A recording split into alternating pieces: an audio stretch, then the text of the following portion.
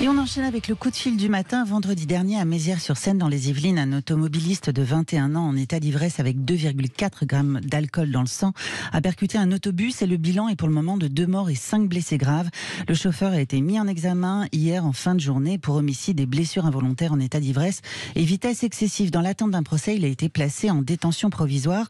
On reçoit pour en parler Norbert Pirot, porte-parole de l'association Victimes et Citoyens. Bonjour Norbert Pirot.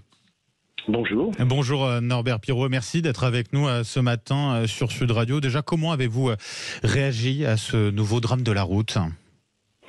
Alors vous savez, le drame de la route, malheureusement, les chiffres parlent. Aujourd'hui, on démarre la journée. Aujourd'hui, on va avoir malheureusement 10 morts sur les routes. Voilà, c'est le chiffre qui tombe tous les jours, puisque on a à peu près 30 500 morts par an sur les routes et à peu près 70 000 blessés. Donc on aura entre 230 et 240 blessés aujourd'hui, graves ou un petit peu moins graves. Mais bon, voilà.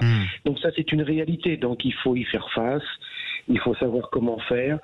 Alors, moi, ce que je dis bien souvent à Victimes et Citoyens, on peut avoir des solutions. En tout cas, on essaye d'œuvrer en ce sens. On est plusieurs à le faire au niveau de l'association. Oui. Et voilà, moi je pose toujours la même question.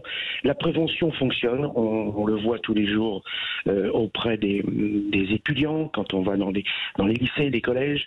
On le voit également dans les entreprises. Moi, je pose simplement une question. Pourquoi nous, victimes de la route, on n'est pas présents dans les stages de récupération de points, par exemple, vous voyez, pour dire ce qu'est un accident réellement, puisque un accident de la route, ce n'est pas une fatalité.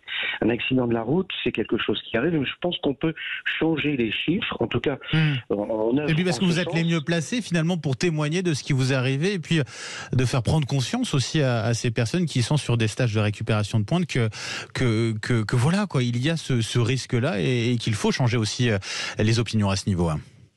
Si vous saviez, on voit des gens, là j'ai fait une intervention dans une société, j'avais à peu près 150 personnes le matin, 150 l'après-midi.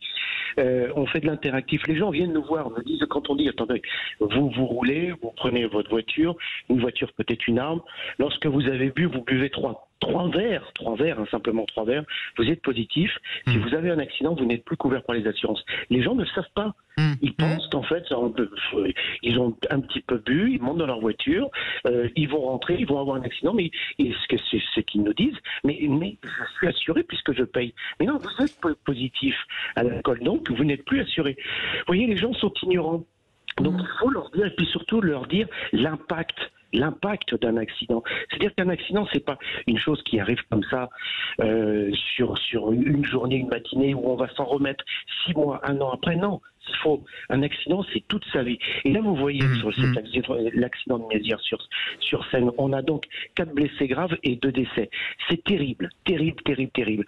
Et on a en plus cette famille, ce jeune, qui est à l'hôpital, du moins qui est en prison aujourd'hui, et sa vie à lui aussi est foutue. Donc on a 7 familles directement impactées et touchées sur ce qui s'est passé. Parce que ce jeune, avec 2,04, je crois, c'est ça. Donc il avait passé une soirée, il n'était pas grammes d'alcool par litre de sang.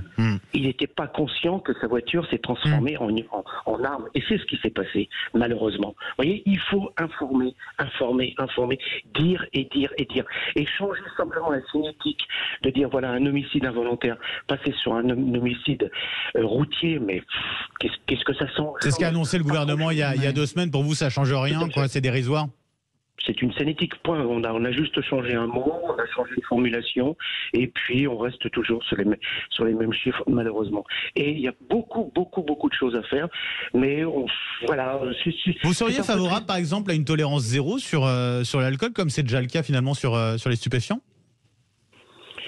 Ça peut être une solution, au moins on a moins de risques, parce que vous savez, on ne sait pas s'il y a 1 verre, 2 verres, est-ce qu'on a bu 1 verre de bière, est-ce qu'on est positif, est-ce qu'un verre de Ricard, on est positif. Vous voyez, on a un petit peu, ou alors, il faut mettre des éthylotestes partout, c'est-à-dire dans les lieux de consommation, dans les soirées, un peu partout. Il existe des éthylotestes numériques où vous avez des espèces de petites pailles en papier, vous prenez votre dose d'alcool, vous savez exactement ce que vous avez, et vous savez à ce moment-là si vous pouvez repartir ou pas.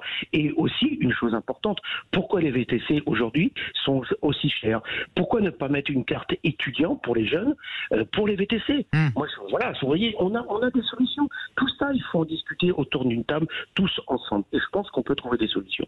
On a eu quand même des mesures très concrètes aussi par ailleurs qui ont été annoncées par le gouvernement il y a 2 semaines, au-delà de cette question de l'homicide routier, le retrait de 8 points au lieu de 6 sur le permis en cas de conduite sous stupéfiants ou sous alcool, retrait automatique du permis pour les conducteurs sous stupéfiants. Il y a quand même du mieux globalement, non, à ce niveau-là, non?